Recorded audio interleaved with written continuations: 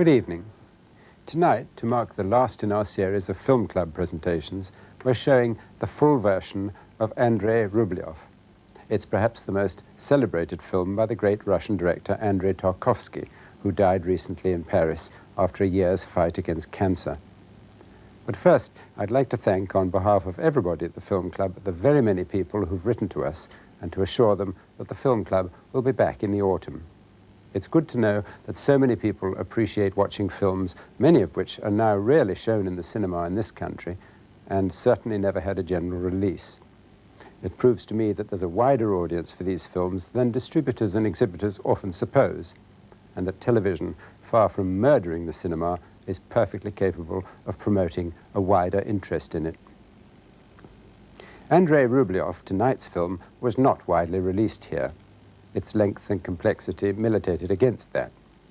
But then it didn't get a wide release in Russia either, when it was made in 1965. In fact, this expensive epic went from the studio directly to the shelf after a showing for the Moscow cultural community in the old Dom Kino, the House of Film, which caused such interest that the building was surrounded by mounted police. After numerous editing suggestions by the censors, which Tarkovsky refused to accept, it was released in France in 1969, to much acclaim. Even then, it had to wait another 3 years for limited and heavily cut distribution in the Soviet Union. But we shouldn't be too holy about that. Such a film might not even have been financed in Hollywood or Britain, and certainly the pressure of the money men would have been at least as acute as that of the cultural commissars in the Soviet Union. Andrei Rublev was a monk who lived in the early 15th century, during the era of Tatar domination, and he brought the art of icon painting to its peak.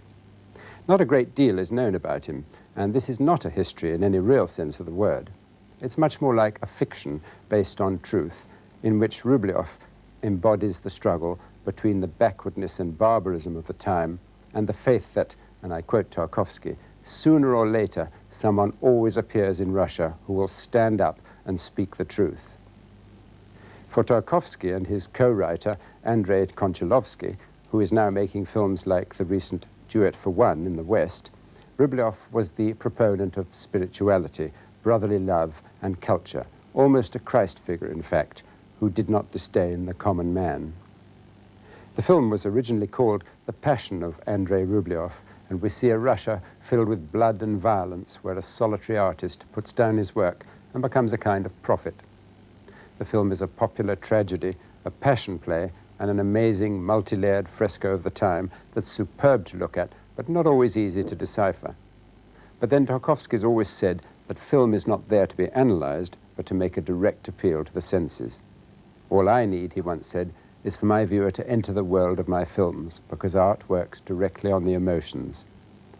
Its purpose isn't to teach, but to shake people.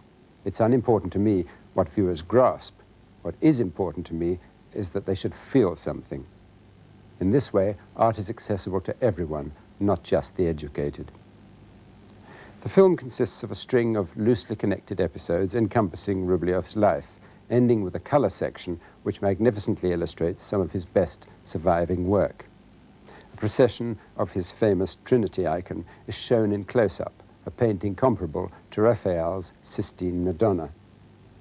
Looking at it again, it's quite obvious why the authorities hated and distrusted Tarkovsky's film. Yet they really had nothing to be afraid of except their own closed minds. Tarkovsky said that Rublev's work was incredibly ahead of its time and was completely in tune with a revolutionary attitude towards life. His whole urge was towards the future, and that was his genius, Tarkovsky said. Unlike Theophanes the Greek, who propounded the idea of Judgment Day, who found in man only the embodiment of sin and vice, and in God a vengeful, punitive being, Rublev placed man first. In man he sought God, as the house in which God lived. He reacted to everything which others would tend to find commonplace, and was as true to the problems of his time as to the conception of a better future. As to the epoch, which we studied well, we tried to be precise. Any exotic effects or stylization were unacceptable. But certain liberties were taken, because above all, we wanted to express as fully as possible an artist's creative relationship with the world. Tarkovsky's Andrei Rublev.